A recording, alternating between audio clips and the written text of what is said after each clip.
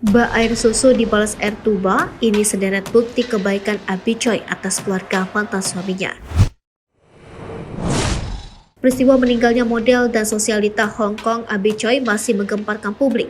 Tak hanya publik Hong Kong, tetapi juga di berbagai negara. Ini tak lepas dari cara Abi Choi dihabisi dengan gaji dan dilakukan oleh orang yang tak diduga-duga, yakni mantan suami, mantan mertua, dan mantan iparnya.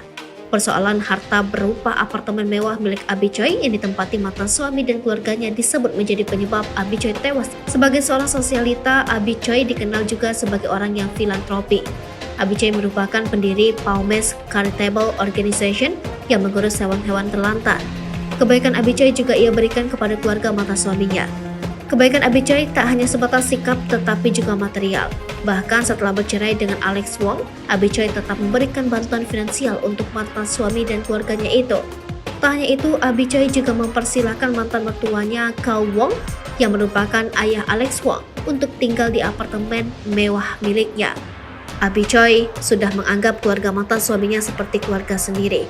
Anthony Wong yang merupakan mantan ipar Abi Choi juga dibantu dalam memiliki rumah, bahkan diberi pekerjaan oleh Abi Choi. Tapi siapa sangka ternyata Abi Choi yang sempat dinyatakan hilang ternyata tewas mengenaskan di tangan oleh keluarga mantan suaminya.